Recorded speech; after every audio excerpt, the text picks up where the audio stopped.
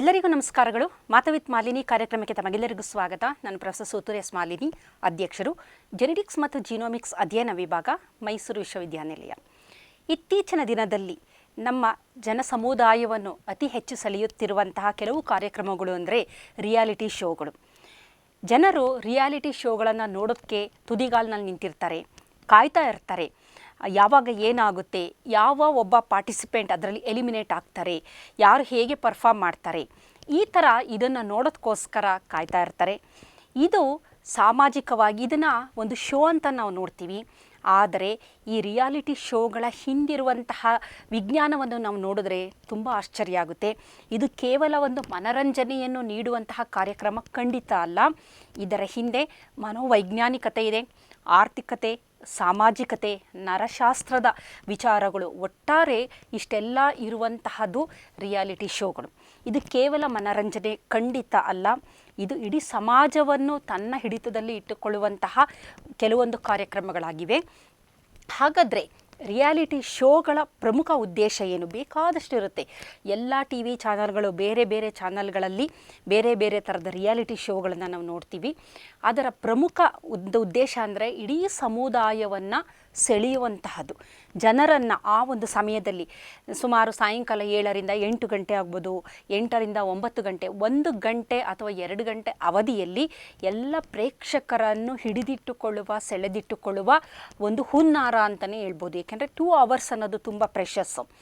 ಇದರ ಜೊತೆಯಲ್ಲಿ ಜಾಹೀರಾತುಗಳಿಂದ ಅವ್ರಿಗೇನು ಲಾಭ ಅಂತ ನಾವು ಕೇಳ್ಬೋದು. ರಿಯಾಲಿಟಿ ಶೋ ಮಾಡೋದ್ರಿಂದ ಏನು ಲಾಭ ಅನ್ನೋದಾದರೆ, ಆ ಸಂದರ್ಭದಲ್ಲಿ ಅವರು ನೀಡುವಂತಹ ಜಾಹೀರಾತುಗಳಿಂದ ಅತಿ ಹೆಚ್ಚು ಆದಾಯವನ್ನು ಅವರು ಕಳಿಸ್ತಾರೆ. ಜನರು ಜಾಸ್ತಿ ರಿಯಾಲಿಟಿ TRP ಅಂತ ನೀವೆಲ್ಲ ಕೇಳಿರ್ತೀರಲ್ವ. ಆ TRP ಜಾಸ್ತಿ ಆದಂತೆ ಆ ಒಂದು ಸಮಯದಲ್ಲಿ ನೀಡುವಂತಹ ಅಡ್ವರ್ಟೈಸ್ಗಳೇನಿರುತ್ತೆ, ಆ ಜಾಹೀರಾತುಗಳು ಜಾಸ್ತಿ ಇರುತ್ತೆ. ಆ ಜಾಹೀರಾತುಗಳಿಗೆ ಹೆಚ್ಚು ಬೇಡಿಕೆ ಮತ್ತು ಹೆಚ್ಚು ಹಣವನ್ನು ನೀಡಿ ಜಾಹೀರಾತನ್ನು ಅವರು ಕೊಡೋದ್ರಿಂದ ತುಂಬ ಆದಾಯ ಆ ಸಂದರ್ಭದಲ್ಲಿ ಅವರಿಗೆ ದೊರಕುತ್ತೆ. ಇದರ ಜೊತೆಯಲ್ಲಿ ಸಮಾಜದಲ್ಲಿ ಒಂದು ಭಾವನಾತ್ಮಕ ಸೋಂಕು ಅನ್ಬೋದು, ಕಂಟ್ಯಾಜಿಯಸ್ ಅಂತಂತೀವಿ. ಆ ಭಾವನೆಗಳನ್ನು ಹುಟ್ಟು ಹಾಕುವಂಥದ್ದು. ಕೆಲವು ಉದಾಹರಣೆಗೆ ಹೇಳಬೇಕು ಅಂದರೆ, ಕೆಲವೊಂದು ರಿಯಾಲಿಟಿ ಶೋಗಳಲ್ಲಿ ಒಬ್ಬ ಅಭ್ಯರ್ಥಿಯ ಪರ ಒಂದಷ್ಟು ಗುಂಪು ಸೇರುತ್ತೆ, ಜನರ ಅಭಿಪ್ರಾಯ. ಇನ್ನೊಂದು ಅಭ್ಯರ್ಥಿಯ ಪರ ಇನ್ನೊಂದಷ್ಟು ಜನ ಮಾತಾಡ್ತಾರೆ. ಸಾಮಾಜಿಕ ಜಾಲತಾಣಗಳಲ್ಲಿ ಇದೊಂದು ಚರ್ಚೆ ನಡೀತಾ ಇರುತ್ತೆ. ಅವರು ಮಾಡ್ತಿರೋದು ಸರಿ ಇಲ್ಲ ಅಂತ ಒಂದು ಗುಂಪು ಹೇಳುತ್ತೆ, ಅವ್ರು ಮಾಡ್ತಿರೋದು ಸರಿ ಇದೆ ಅಂತ ಇನ್ನೊಂದು ಗುಂಪು. ಈ ರೀತಿ ಈ ರಿಯಾಲಿಟಿ ಶೋಗಳಿಂದ ಸಾಮಾಜಿಕ ಜಾಲತಾಣದಲ್ಲೂ ಜನ ಹೆಚ್ಚು ಭಾಗವಹಿಸ್ತಾರೆ. ಅದ್ರ ಬಗ್ಗೆ ಚರ್ಚೆ ಮಾಡ್ತಾರೆ, ಅದ್ರ ಬಗ್ಗೆ ರೀಲ್ಸ್ ಮಾಡ್ತಾರೆ, ವಿಡಿಯೋ ಮಾಡ್ತಾರೆ, ಒಬ್ಬೊಬ್ಬರು ಕಾಮೆಂಟ್ಗಳನ್ನು ಹಾಕ್ತಾ ಬರ್ತಾರೆ. ಈ ರೀತಿ ಸಾಮಾಜಿಕ ಜಾಲತಾಣದಲ್ಲೂ ಹೆಚ್ಚು ಜನ ಭಾಗವಹಿಸುವುದನ್ನು ನಾವು ನೋಡಿದ್ದೀವಿ. ಜೊತೆಯಲ್ಲಿ ಸ್ಪರ್ಧಿಗಳ ಮುಖಾಂತರ ಸಮಾಜದಲ್ಲಿ ಒಂದು ಭಾವನಾತ್ಮಕವಾದ ಒಂದು ಸೆಳೆತವನ್ನು ಉಂಟು ಮಾಡಲು ಈ ರಿಯಾಲಿಟಿ ಶೋಗಳು ಅವುಗಳ ಹುನ್ನಾರ ಅಂತಲೇ ಅನ್ಬೋದು. ಇದು ಯಾವ ರೀತಿ ನಡೆಯುತ್ತೆ ಅಂದರೆ, ಸಂಪೂರ್ಣವಾಗಿ ನರವಿಜ್ಞಾನದ ಮೇಲೆ ಕೆಲವೊಂದು ತಂತ್ರಗಳನ್ನು ಉಪಯೋಗಿಸಿಕೊಂಡು ಇಡೀ ಸಮಾಜದಲ್ಲಿ ಜನರನ್ನು ಹಿಡಿತದಲ್ಲಿ ಇಟ್ಟುಕೊಳ್ಳುವಂತಹ ಒಂದು ಹುನ್ನಾರ ಅಂತಲೇ ಇದನ್ನು ಹೇಳ್ಬೋದು. ಯಾವ ರೀತಿ ಅಂತ ನಾವು ನೋಡೋದಾದರೆ, ಮೊದಲನೇದಾಗಿ ನಮ್ಮ ಡೋಪಮೈನ್ ಸಿಸ್ಟಮನ್ನು ಇವರು ಹೈಜಾಕ್ ಮಾಡ್ತಾರೆ. ಇದರ ಹಿಂದೆ ಈಗ ಒಂದು ರಿಯಾಲಿಟಿ ಶೋ ಮಾಡಬೇಕು ಅಂತಂದರೆ ಅದರ ಹಿಂದೆ ಬಹಳಷ್ಟು ತಜ್ಞರು ಅದರ ಬಗ್ಗೆ ಆಲೋಚನೆ ಮಾಡ್ತಾರೆ.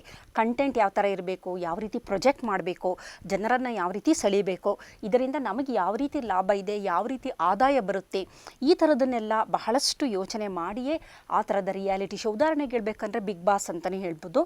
ಆ ಥರದ ಬೇಕಾದಷ್ಟು ರಿಯಾಲಿಟಿ ಶೋಗಳನ್ನು ಮಾಡುವುದರ ಹಿಂದೆ, ಆ ಕಂಟೆಂಟ್ ಡೆವಲಪ್ ಮಾಡುವುದರ ಹಿಂದೆ ಬೇಕಾದಷ್ಟು ಒಂದು ಲಾಭ ಅಂತಲೇ ಹೇಳ್ಬೋದು. ಮೊದಲನೇದಾಗಿ ಅವರು ಮಾಡುವ ಕೆಲಸ ಏನಂತಂದರೆ, ನಮ್ಮ ಡೋಪಮೈನ್ ಸಿಸ್ಟಮ್ನ ಹೈಜಾಕ್ ಮಾಡ್ತಾರೆ. ಅಂದರೆ ಸಾಮಾನ್ಯವಾಗಿ ನೋಡಿ, ರಿಯಾಲಿಟಿ ಶೋಗಳಲ್ಲಿ ಒಂದು ಸಡನ್ನಾಗಿ ಒಂದು ಅಚ್ಚರಿಯನ್ನು ಉಂಟು ಮಾಡ್ತಾರೆ. ಎಲಿಮಿನೇಷನ್ನು. ಅಭ್ಯರ್ಥಿ ನಾವು ಅಂದ್ಕೊಂಡೇ ಇರೋದಿಲ್ಲ, ಆ ಅಭ್ಯರ್ಥಿಯನ್ನು ಎಲಿಮಿನೇಟ್ ಮಾಡ್ತೀವಿ ಅಂತಂತಾರೆ. ಆಮೇಲೆ ಇಲ್ಲ, ಈ ವಾರ ಮಾಡೋದಿಲ್ಲ, ಕೊನೆಯ ಹಂತದವರೆಗೂ ನಾವು ನೋಡ್ತಾ ಇರ್ತೀವಿ ಎಲಿಮಿನೇಟ್ ಆದ ಅಂತ, ಆದರೆ ಮಾಡೋದಿಲ್ಲ. ಇವಾಗ ಒಂದು ಚಾನ್ಸ್ ಕೊಡ್ತೀವಿ, golden opportunity, next week eliminate ಮಾಡ್ತೀವಿ ಅನ್ನೋ ಥರ. ಅಂದರೆ ಇಲ್ಲೇನು ಮಾಡೋದು, ಜನರನ್ನು ಒಂದು ಅಚ್ಚರಿ ನೀಡುವಂತಹದ್ದು. ಈ ಅಚ್ಚರಿ ಆದಾಗ ಏನಾಗುತ್ತೆ ಅಂದರೆ, ನಮ್ಮ ಮೆದುಳಿನಲ್ಲಿ ಡೋಪಮೈನ್ ರಿಲೀಸ್ ಆಗುತ್ತೆ. ಡೋಪಮೈನ್ ರಿಲೀಸ್ ಆದಾಗ ಅದು ಇನ್ನೂ ಕಾಯ್ತಾ ಇರುತ್ತೆ, ಮುಂದೇನಾಗುತ್ತೋ ಅನ್ನುವ ಒಂದು ಪಾತ್ವೆ ಇದೆ. ಆ ಪಾತ್ವೆ ಹೆಂಗೆ ಅಂತಂದರೆ, ನೀವು ಈ ರಿಯಾಲಿಟಿ ರಿಯಾಲಿಟಿ ಶೋ ನೋಡದೆ ಇರೋಕ್ಕೆ ಆಗೋದಿಲ್ಲ. ಓ ನಾಳೆ ಏನಾಗುತ್ತೋ, ಇವತ್ತು ನಿನ್ನೆ ಎಲಿಮಿನೇಟ್ ಮಾಡ್ತಾ ಇದ್ದಾವೆ ಅಂದರು, ಈ ಸಂಡೇ ಎಲಿಮಿನೇಟ್ ಮಾಡ್ತೀನಿ ಅಂತಂದಿದ್ದಾರೆ, ಯಾರನ್ನು ಮಾಡ್ತಾರೆ, ಯಾರು ಆಗಬಹುದು ಅನ್ನುವುದರ ಯೋಚನೆಯಲ್ಲಿ ಯಾವುದೇ ಒಂದು ಎಪಿಸೋಡನ್ನು ಅವರು ತಪ್ಪಿಸದೆ ಎಲ್ಲರೂ ಅದನ್ನು ನೋಡುವಂತಹ ಒಂದು ಹುನ್ನಾರ ನಡೆಯುತ್ತೆ. ಜೊತೆಯಲ್ಲಿ ಸೋಲು ಗೆಲುವು ಅದು ಬಹಳ ಒಂದು ಅಚ್ಚರಿಯನ್ನು ಉಂಟು ಮಾಡುತ್ತೆ. ಅಲ್ಲಿ ನಡೆಯುವಂತಹ ಪ್ರೇಮ ಪ್ರಕರಣಗಳಾಗಿರ್ಬೋದು, ಜಗಳಗಳಾಗಿರ್ಬೋದು. ಈ ಜಗಳಗಳು ಸಾಮಾನ್ಯವಾಗಿ ರಿಯಾಲಿಟಿ ಶೋಗಳಲ್ಲಿರುವಂತಹ ಅಭ್ಯರ್ಥಿಗಳು ಬಹಳಷ್ಟು ಅವರು ಸಮಾಜದಲ್ಲಿ ಒಂದು ಜನ ರೆಕಗ್ನೈಸ್ ಮಾಡಿರುವಂಥವ್ರು, ಒಂದು ಏನೋ ಕೆಟ್ಟ ಕೆಲಸ ಮಾಡೋ, ಜೈಲಿಗೆ ಹೋಗೋ ಅಥವಾ ಏನೋ ಒಂದು ಸ್ಕ್ಯಾಮಲ್ಲಿ ಸಿಗಾಕೊಂಡಿರೋಂಥದ್ದು, ಅಂದರೆ ನೈತಿಕವಾಗಿ ಅಷ್ಟು ಒಳ್ಳೆಯ ಹೆಸರಿಲ್ಲದೆ ಸದಾಕಾಲ ಜಗಳ ಗಂಟರು ಅಂತಲೇ ಅನ್ಬೋದು. ಈ ಥರದವ್ರನ್ನೇ ಹೆಚ್ಚು ಅವರು ವೈರಲ್, ಯಾರು ಅವರ ಒಂದು ಕಂಟೆಂಟಿಂದ ವೈರಲ್ ಆಗಿರ್ತಾರೆ ಅಂತಹವರನ್ನೇ ಹೆಚ್ಚು ಅವರಿಗೆ ಅವಕಾಶಗಳನ್ನು ನೀಡುವಂಥದ್ದು. ಕಾರಣ ಏನಂತಂದರೆ ಅವರು ಆ ಶೋವನ್ನು ತುಂಬ ರಂಜನೀಯವಾಗಿ ಇಡುವಂತಹ ಶಕ್ತಿಯನ್ನು ಹೊಂದಿರ್ತಾರೆ. ತುಂಬ ಜಗಳಗಳನ್ನು ಮಾಡ್ತಾ ಇರ್ತಾರೆ, ಗಲಾಟೆ ಮಾಡ್ತಾರೆ, ಅತಿಯಾದ ಒಂದು ಪ್ರೇಮವನ್ನು ತೋರಿಸೋದು ಅಥವಾ ಕೋಪವನ್ನು ತೋರಿಸೋದು. ಈ ರೀತಿ ಮಾಡೋದ್ರಿಂದ ಏನಾಗುತ್ತೆ ಅಂದರೆ ಡೋಪಮೈನು ನಮಗೆ ರಿಲೀಸ್ ಆಗ್ತಾ ಇರೋದ್ರಿಂದ ಆ ಒಂದು ಕಾರ್ಯಕ್ರಮನ ವೀಕ್ಷಣೆ ನಾವು ಮಾಡಲೇಬೇಕು ಅನ್ನುವ ಒಂದು ಅಡಿಕ್ಷನ್ ಅಂತಲೇ ಅನ್ಬೋದು. ಆ ಥರದನ್ನು ಒಂದು ಸೃಷ್ಟಿ ಮಾಡ್ತಾರೆ. ಎರಡನೆಯ ಪ್ರಮುಖವಾದ ಒಂದು ಏನು ಅವರು ಮಾಡೋದು ಅಂತಂದರೆ ಬಹಳ ಮುಖ್ಯವಾಗಿ ಭಾವನಾತ್ಮಕವಾಗಿ ಕಂಟ್ಯಾಜಿಯಸ್, ಅಲ್ಲಿರುವ ಸ್ಪರ್ಧೆಯ ಜೊತೆ ಸಮಾಜಮುಖಿಯಾಗಿ ಸಮಾಜದಲ್ಲಿರುವ ಜನರನ್ನು ಭಾವನಾತ್ಮಕವಾಗಿ ಸೆಳೆದಿಟ್ಟುಕೊಳ್ಳುವಂತಹದ್ದು. ಉದಾಹರಣೆಗೆ ಹೇಳಬೇಕು ಅಂದರೆ ಯಾರೋ ಒಬ್ಬ ಅಭ್ಯರ್ಥಿಯ ಪರ ಒಂದಷ್ಟು ಜನ ಸೇರ್ಕೊಂತಾರೆ, ಅವನ ಬಗ್ಗೆ ತುಂಬ ಸಹಾನುಭೂತಿ, ಅವನಿಗೆ ನಾವು ವೋಟ್ ಮಾಡಬೇಕು ಅನ್ನೋದು, ಅವನನ್ನು ನಾವು ಗೆಲ್ಲಿಸಬೇಕು ಅನ್ನೋವಂಥದ್ದು. ಮತ್ತೊಬ್ಬ ಅಭ್ಯರ್ಥಿಯ ಪರ ಇನ್ನೊಂದಷ್ಟು ಜನ ಸೇರ್ಕೊಳ್ಳೋದು ಬಹಳಷ್ಟು ರಿಯಾಲಿಟಿ ಶೋಗಳಲ್ಲಿ ನಾವು ನೋಡಿದ್ದೀವಿ. ಯಾರೋ ಒಬ್ಬ ಹೆಂಗಸು ಒಂದು ಹುಡುಗಿಯನ್ನು ಟಾರ್ಗೆಟ್ ಮಾಡೋ ಅಂಥದ್ದು, ಆಗ ಬಹಳಷ್ಟು ಜನ ಆ ಹುಡುಗಿಗೆ ಹೊರಗಡೆಯಿಂದನೇ ಸಪೋರ್ಟ್ ಮಾಡೋ ಅಂಥದ್ದು. ಈ ರೀತಿ ಜನರನ್ನು ಹಿಡಿದಿಟ್ಟುಕೊಳ್ಳುವ ಒಂದು ಪ್ರಯತ್ನ ಅಂತಲೇ ಹೇಳಬಹುದು. ಹಾಗಾಗಿ ಇದೂ ಒಂದನ್ನು ಬಹಳ ಹೆಚ್ಚು ಎಲ್ಲ ರಿಯಾಲಿಟಿ ಶೋಗಳಲ್ಲೂ ನಡೆಸುವಂತಹ ಒಂದು ಟ್ರಿಕ್ ಏನಂದರೆ ಭಾವನಾತ್ಮಕವಾಗಿ ಒಂದು ಕಂಟ್ಯಾಜಿಯಸ್ ಅಂತ ನಾವೇನು ಹೇಳ್ತೀವಿ ಅದನ್ನು ನಡೆಸುವಂಥ. ಮೂರನೆಯ ಪ್ರಮುಖವಾದ ಕಾರಣ ಏನಂತಂದರೆ ಜನರು ತಮ್ಮ ಆತ್ಮವಿಶ್ವಾಸವನ್ನು ಕಳೆದುಕೊಳ್ಳೋದು. ಆ ಸ್ಪರ್ಧಿಗಳ ಜೊತೆ ತಮ್ಮ ಜೀವನವನ್ನು ಹೋಲಿಸ್ಕೊತಾರೆ. ಅಲ್ಲಿ ನಡೆಯುವ ನಾಟಕೀಯತೆಯನ್ನು ನಿಜ ಅಂತ ಭ್ರಮಿಸ್ತಾರೆ. ಅವರ ಜೊತೆ ತಮ್ಮನ್ನು ಹೋಲಿಸ್ಕೊತಾರೆ. ನಾವು ಆ ಥರ ಇಲ್ವಲ್ಲ, ಅವ್ರ ಥರ ನಾವು ಇರೋಕ್ಕಾಗ್ತಾ ಇಲ್ವಲ್ಲ ಅನ್ನುವುದನ್ನು ನೆನೆಸಿಕೊಂಡು ಅಲ್ಲಿ ಅಸೂಯೆ ಆಗ್ಬೋದು ಅಥವಾ ಒಂದು ಅಸಹನೆ ಆಗ್ಬೋದು, ಈ ಥರದ ವಾತಾವರಣವು ಸಮಾಜದಲ್ಲಿ ಸೃಷ್ಟಿಯಾಗ್ತಿರುವುದನ್ನು ನಾವು ನೋಡ್ತಾ ಇದ್ದೀವಿ.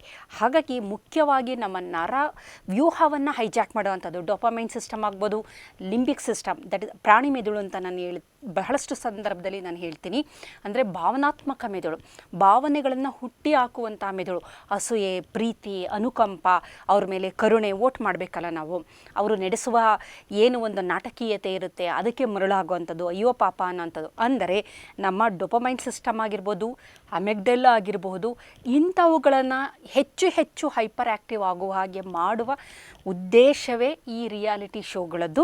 ಇದರಿಂದ ಅವರಿಗೆ ದೊರಕುವ ಲಾಭ ಏನು ಅಂತಂದರೆ ಜಾಹೀರಾತುಗಳು. ಜನ ಸತತವಾಗಿ ನೋಡ್ತಾರೆ, ಯಾವುದೇ ಕಾರಣಕ್ಕೂ ಅವರು ಅದನ್ನು ಮಿಸ್ ಮಾಡೋಲ್ಲ. ಸತತವಾಗಿ ಅದನ್ನು ನೋಡೋದ್ರಿಂದ ಏನಾಗುತ್ತೆ ಅಂದರೆ ಅವರಿಗೆ ಜಾಹೀರಾತುಗಳಲ್ಲಿ ಅತಿ ಹೆಚ್ಚು ಆದಾಯ ಬರೋದರಿಂದ ಅವರು ಒಂದು ಕಮರ್ಷಿಯಲ್ ಆಗಿ ಅವರಿಗೆ ಹೆಚ್ಚು ಲಾಭ ಅದರಿಂದ ದೊರಕುತ್ತೆ.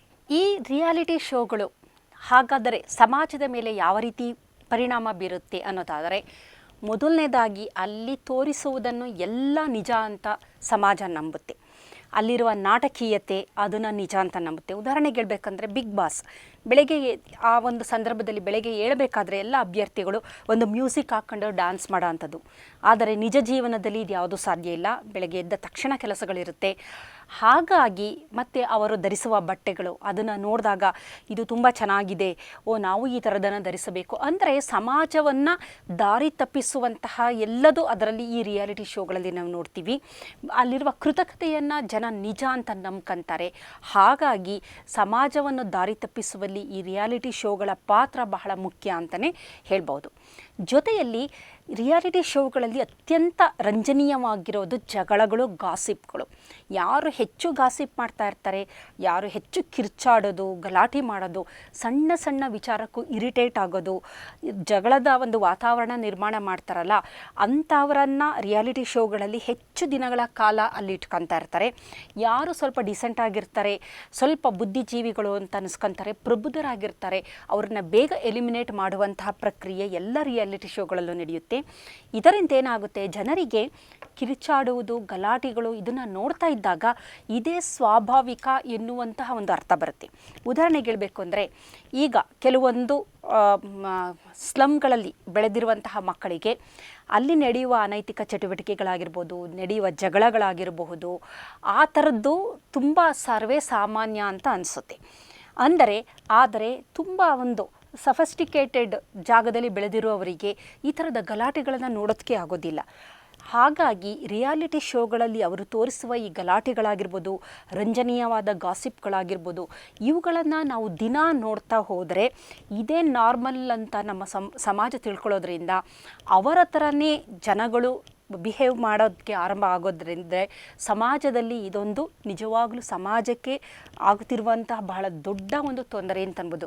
ಜನಸಾಮಾನ್ಯರಿಗೆ ಯಾವುದು ಸರಿ ಯಾವುದು ತಪ್ಪು ಅನ್ನುವ ಜಡ್ಜ್ ಮಾಡುವ ಕೆಪಾಸಿಟಿಯನ್ನು ಎಷ್ಟೋ ಜನ ಕಳ್ಕೊಂತಾರೆ.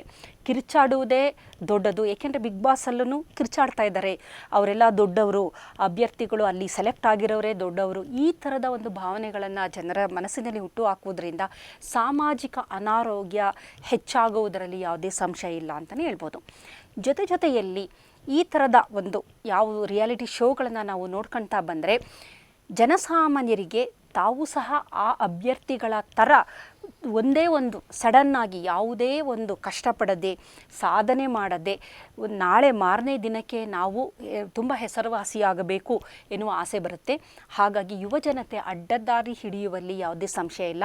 ಕಾರಣ ಯಾವುದೇ ರೀತಿ ಕಷ್ಟಪಡದೆ, ಯಾವುದೇ ರೀತಿ ಸಾಧನೆ ಮಾಡದೆ, ಏಕೆಂದರೆ ಅಲ್ಲಿ ಬಂದಿರುವವರು ಸಾಧಕರಲ್ಲ, ಯಾರು ಏನೂ ಸಾಧನೆ ಮಾಡದೆ ಯಾವುದೋ ಒಂದು ಕಂಟೆಂಟ್ ಹಿಡ್ಕೊಂಡು ಯಾವುದೋ ಒಂದು ವಿಚಾರದಲ್ಲಿ ಹೆಚ್ಚು ವೈರಲ್ಲಾಗಿ ಬಂದಿರುವಂಥ ಅಭ್ಯರ್ಥಿಗಳನ್ನು ನೋಡಿದಾಗ ನಾನು ಇದೇ ಥರ ಮಾಡಿದ್ರೆ ನಾನು ಈ ಥರ ಒಬ್ಬ ಬಿಗ್ ಬಾಸ್ ಅಭ್ಯರ್ಥಿ ಆಗ್ಬೋದು, ರಿಯಾಲಿಟಿ ಶೋಗಳಲ್ಲಿ ಅಭ್ಯರ್ಥಿ ಆಗ್ಬೋದು, ಇದರಿಂದ ನಾನು ತುಂಬ ಹೆಸರುವಾಸಿ ಆಗ್ಬೋದು, ಸಮಾಜ ನನ್ನನ್ನು ಗುರುತಿಸಬಹುದು ಎನ್ನುವ ಒಂದು ತಪ್ಪು ತಿಳುವಳಿಕೆಯಿಂದ ಬಹಳಷ್ಟು ಯುವಜನತೆ ಮತ್ತು ಹದಿಹರೆಯದ ಮಕ್ಕಳು ಅಡ್ಡದಾರಿ ಹಿಡಿತಿರುವುದನ್ನು ನಾವು ನೋಡ್ತಾ ಇದ್ದೀವಿ. ಸೋಷಿಯಲ್ ಮೀಡಿಯಾದಲ್ಲಿ ಬಹಳ ಕೆಟ್ಟದಾಗಿ ರೀಲ್ಸ್ಗಳನ್ನು ಮಾಡುವಂತಹದ್ದು, ಏಕೆಂದರೆ ಅಂಥವರಿಗೆ ಮುಂದಿನ ದಿನದಲ್ಲಿ ಒಂದು ಅವಕಾಶ ಸಿಕ್ಕುತ್ತೆ ಎನ್ನುವ ಒಂದು ತಪ್ಪು ಕಲ್ಪನೆಯಿಂದ ಸಾಧನೆಯನ್ನು ಮಾಡದೆ, ಶೈಕ್ಷಣಿಕವಾಗಿ ತಾವು ಏನು ಮಾಡ್ತಾ ಇದ್ದೀವಿ ಅದರ ಬಗ್ಗೆ ಹೆಚ್ಚು ಗಮನ ಹರಿಸದೆ, ಓದಿನ ಕಡೆ ಗಮನ ಕೊಡದೆ, ಕೌಶಲ್ಯಗಳ ಬಗ್ಗೆ ಗಮನ ಕೊಡದೆ, ಸ್ಕಿಲ್ ಡೆವಲಪ್ಮೆಂಟ್ ಅಂತ ನಾವೇನು ಹೇಳ್ತೀವಿ ಅದರ ಕಡೆ ಗಮನ ಕೊಡದೆ, ಈ ಥರ ಅಂದರೆ ಯಾವುದೇ ರೀತಿ ಕಷ್ಟಪಡದೆ ಹೆಸರು ಗಳಿಸಬೇಕು ಎನ್ನುವ ದೃಷ್ಟಿಕೋನದಿಂದ ಬಹಳಷ್ಟು ಯುವಜನತೆ ಅಥವಾ ಹದಿಹರೆಯದ ಮಕ್ಕಳು ಅಡ್ಡದಾರಿ ಹಿಡಿಯುವುದನ್ನು ನಾವು ನೋಡ್ತಾ ಇದ್ದೀವಿ. ಇದು ರಿಯಾಲಿಟಿ ಶೋಗಳಿಂದ ಸಮಾಜಕ್ಕೆ ಆಗುತ್ತಿರುವಂತಹ ತೊಂದರೆಗಳು ಅನ್ಬೋದು. ಜೊತೆಯಲ್ಲಿ ಬಹಳ ಮುಖ್ಯವಾಗಿ ಇಡೀ ಸಮಾಜದ ದಾರಿ ತಪ್ಪಿಸುವಂಥ ಈ ರಿಯಾಲಿಟಿ ಶೋಗಳಿಂದ ಉಂಟಾಗುವ ಬಹಳಷ್ಟು ತೊಂದರೆಗಳಲ್ಲಿ ಮುಖ್ಯವಾದದ್ದು ಸಮಯದ ನಿರ್ವಹಣೆ. ಸುಮಾರು 2 ಗಂಟೆಗಳ ಕಾಲ ಯಾವುದೇ ಒಬ್ಬ ವ್ಯಕ್ತಿ ತನ್ನ ಇಡೀ ದಿನಚರಿಯಲ್ಲಿ ಈ ಥರದ ರಿಯಾಲಿಟಿ ಶೋಗಳನ್ನು ನೋಡ್ತಾ ಕೂತ್ರೆ ಅವನು ವಿದ್ಯಾರ್ಥಿಯಾಗಿರ್ಬೋದು, ಶೈಕ್ಷಣಿಕವಾಗಿ ಅವನು ಬಹಳಷ್ಟು ಸಾಧನೆ ಮಾಡೋದಿರುತ್ತೆ. ಆದರೆ ಅವನಿಗೆ ಈ 2 ಗಂಟೆಗಳ ಅವಧಿ ಅತ್ಯಮೂಲ್ಯವಾಗಿರುತ್ತೆ. ಇದನ್ನು ಆತ ಸರಿಯಾದ ರೀತಿಯಲ್ಲಿ ಬಳಸಿಕೊಳ್ಳದಿದ್ದರೆ ಮುಂದಿನ ದಿನದಲ್ಲಿ ಅವನ ಭವಿಷ್ಯಕ್ಕೆ ಇದು ಮಾರಕವಾಗುವ ಸಾಧ್ಯತೆಗಳಿದೆ. ಹಾಗಾಗಿ ಸಮಯದ ನಿರ್ವಹಣೆ ಯಾರಿಗೆ ಚೆನ್ನಾಗಿ ಗೊತ್ತಿರುತ್ತೆ ಅವರು ಇಂತಹ ರಿಯಾಲಿಟಿ ಶೋಗಳಿಂದ ದೂರ ಇರ್ತಾರೆ. ಸಮಯದ ನಿರ್ವಹಣೆಯೇ ಗೊತ್ತಿಲ್ಲದಂತಹ ಜನಗಳು ಸಾಮಾನ್ಯವಾಗಿ ಇಂತಹ ರಿಯಾಲಿಟಿ ಶೋಗಳನ್ನು ನೋಡಿಕೊಂಡು ತಮ್ಮ ಸಮಯವನ್ನು ಹಾಳು ಮಾಡ್ಕೊತಾರೆ, ಕುಟುಂಬದಲ್ಲಿ ತಮ್ಮ ಜವಾಬ್ದಾರಿಗಳನ್ನು ಮರೀತಾರೆ, ಮಕ್ಕಳಿಗೆ ತಾವು ಕೊಡಬೇಕಾದ ಸಮಯವನ್ನು ಮರೀತಾರೆ, ತಮ್ಮ ಕುಟುಂಬದಲ್ಲಿರುವ ಗಂಡ ಅಥವಾ ಹೆಂಡತಿಗೆ ಕೊಡಬೇಕಾದ ಸಮಯವನ್ನು, ಹಿರಿಯರಿಗೆ ಕೊಡಬೇಕಾದ ಸಮಯವನ್ನು ಎಲ್ಲವನ್ನೂ ಮರೆತು ಈ ಥರ ಏನಕ್ಕೂ ಕೊನೆಗೆ ಪ್ರಯೋಜನ ಇಲ್ಲದಂತಹ ರಿಯಾಲಿಟಿ ಶೋಗಳಿಂದಾಗಿ ಸಮಾಜ ದಾರಿ ತಪ್ಪುವ ಎಲ್ಲ ಸಾಧ್ಯತೆಗಳಿದೆ. ಇದು ಸಾಮಾಜಿಕ ಆರೋಗ್ಯಕ್ಕೆ ಮಾರಕ ಇಂಥ ರಿಯಾಲಿಟಿ ಶೋ ಅಂತ ಹೇಳ್ಬೋದು. ಆದರೆ ಕೆಲವು ರಿಯಾಲಿಟಿ ಶೋಗಳು ಸಮಾಜಕ್ಕೂ ಉಪಯುಕ್ತವಾಗಿದೆ. ಉದಾಹರಣೆಗೆ ಹೇಳಬೇಕಿದ್ದರೆ ಸಂಗೀತದ ಬಗ್ಗೆ, ನೃತ್ಯದ ಬಗ್ಗೆ, ಅಡಿಗೆ ಬಗ್ಗೆ ಅಥವಾ ಯಾವುದೇ ಒಂದು ಕೌಶಲ್ಯದ ಬಗ್ಗೆ ಹೆಚ್ಚು ಒತ್ತು ಕೊಡುವಂತಹ ಶೋಗಳಾದರೆ ಅವು ಮನರಂಜನೆಯ ಜೊತೆಯಲ್ಲಿ ನಮಗೆ ಒಂದು ಹೆಚ್ಚಿನ ಜ್ಞಾನವನ್ನು ನೀಡುವುದರಿಂದ, ಕೆಲವು ಮನರಂಜನೆಯನ್ನು ನೀಡುವುದರಿಂದ ಅಂತಹವು ಕೆಲವೊಂದು ಬಹಳ ಅಪರೂಪದ ತೂಕವಾದ ರಿಯಾಲಿಟಿ ಶೋಗಳು ಆಗ್ಬೋದು ಅಥವಾ ಕೆಲವೊಂದು ಮನರಂಜನೆಗಳಾಗಿರ್ಬೋದು, ಅದರಿಂದ ಒಂದು ಮಟ್ಟದ ಅನುಕೂಲ ಸಮಾಜಕ್ಕೆ ಆಗುತ್ತೆ. ಆದರೆ ಕೇವಲ ಮನರಂಜನೆ ಅಂತ ನಾವು ನೋಡಬೇಕಾದ್ರೆ ಆ ಮನರಂಜನೆಯ ಮಟ್ಟ ಕಡಿಮೆ ಆಗುತ್ತೆ. ಕೀಳು ಮಟ್ಟದ ಮನರಂಜನೆ, ಜಗಳಗಳನ್ನು, ಹೊಡೆದಾಟವನ್ನು, ಬೈಗಳಗಳನ್ನು, ಗಾಸಿಪ್ಗಳನ್ನು ಮನರಂಜನೆ ಅಂತ ಸಮಾಜಕ್ಕೆ ಕೆಟ್ಟದಾಗಿ ಅದನ್ನು ತೋರಿಸಿ ಕೊಡುವಂತಹ ರಿಯಾಲಿಟಿ ಶೋಗಳಿಂದ ನಾವು ದೂರ ಇಲ್ಲದಿದ್ದ ಪಕ್ಷದಲ್ಲಿ ಮುಂದಿನ ದಿನದಲ್ಲಿ ಮಾನಸಿಕವಾಗಿ ನಮಗೆ ಬಹಳ ತೊಂದರೆಗಳಾಗುತ್ತೆ. ಕಾರಣ ಅಲ್ಲಿ ನಡೆಯುವುದೆಲ್ಲ ನಿಜ ಅಂತ ನಾವು ನಮಗೆ ಗೊತ್ತಿಲ್ಲದಂತೆ ನಮ್ಮ ಮಿರರ್ ನ್ಯೂರಾನ್ಸ್ಗಳೇನಿದೆ ಆ ಮಿರರ್ ನ್ಯೂರಾನ್ಸ್ಗಳು ಅದನ್ನು ಕ್ಯಾಚ್ ಮಾಡೋದ್ರಿಂದ ಅದೇ ನಿಜ, ಅದೇ ಥರ ನಾವಿರಬೇಕು ಎನ್ನುವ ಒಂದು ಮನಸ್ಥಿತಿ ನಾವು ತಲುಪ್ತೀವಿ. ಮತ್ತು ಅಲ್ಲಿ ನಡೆಯುವಂತಹ ಒಂದು ಶೋಗಳಲ್ಲಿ ಸಾಮಾನ್ಯವಾಗಿ ಗಲಾಟೆಗಳು, ಜಗಳಗಳು ಅಥವಾ ಅಚ್ಚರಿಗಳು ಎಲ್ಲ ನಡೆಯೋದರಿಂದ ನಮ್ಮ ಕಾರ್ಟಿಸಾಲ್ ಪ್ರಮಾಣ ಜಾಸ್ತಿ ಆಗೋದ್ರಿಂದ ನಮಗೆ ಒತ್ತಡ ಹೆಚ್ಚಾಗುತ್ತೆ. Stress hormone cortisol. ಹಾಗಾಗಿ ಅದರಿಂದ ನಮಗೆ ಆರೋಗ್ಯದ ಸಂಬಂಧಿಸಿದಂತಹ ತೊಂದರೆಗಳು ಉಂಟಾಗುವ ಸಾಧ್ಯತೆಗಳು ಇರೋದರಿಂದ ಏನೇ ನಾವು ನೋಡಬೇಕಾದ್ರೂ ಮನರಂಜನೆಯ ಜೊತೆಗೆ ಸ್ವಲ್ಪ ಜ್ಞಾನವೂ ಸಹ ನಮಗೆ ದೊರಕಬೇಕಾದಂತಹ ಶೋಗಳನ್ನು ನಾವು ನೋಡೋದ್ರಿಂದ ಖಂಡಿತವಾಗಿ ನಮ್ಮ ಸಮಯ, ನಮ್ಮ ಶಕ್ತಿ ಹಾಗೂ ನಮ್ಮ ಬುದ್ಧಿಮತ್ತೆ ಇವುಗಳನ್ನು ಸರಿಯಾದ ರೀತಿಯಲ್ಲಿ ವ್ಯಯ ಮಾಡಿ ಅದರಿಂದ ಹೆಚ್ಚಿನ ಪ್ರಯೋಜನವನ್ನು ಪಡೆದು ಸಾಮಾಜಿಕ ಆರೋಗ್ಯವನ್ನು ಹೆಚ್ಚಿಸಿಕೊಳ್ಳುವಂತಹ ಕೆಲವು ಕಾರ್ಯಕ್ರಮಗಳನ್ನು ವೀಕ್ಷಣೆ ಮಾಡುವಂತಹವರೇ ಜಾಣರಾಗಿರ್ತಾರೆ. ಇಲ್ಲದಿದ್ದ ಪಕ್ಷದಲ್ಲಿ ನಮ್ಮ ಸಮಯವೂ ಹಾಳಾಗುತ್ತೆ, ಶೈಕ್ಷಣಿಕವಾಗಿಯೂ ನಮಗೆ ತೊಂದರೆಗಳುಂಟಾಗುತ್ತೆ. ಹಾಗಾಗಿ ರಿಯಾಲಿಟಿ ಶೋಗಳು ಕೇವಲ ಮನರಂಜನೆ ಮಾತ್ರ ಅಲ್ಲ, ಅದರ ಹಿಂದೆ ಆರ್ಥಿಕ, ಸಾಮಾಜಿಕ, ನರವಿಜ್ಞಾನ, ಮನೋವಿಜ್ಞಾನ ಈ ರೀತಿ ನಾನಾ ವಿಚಾರಗಳನ್ನು ಇವುಗಳು ಒಳಗೊಂಡಿದೆ ಅಂತ ಹೇಳಬಹುದು. ನಮಸ್ಕಾರ.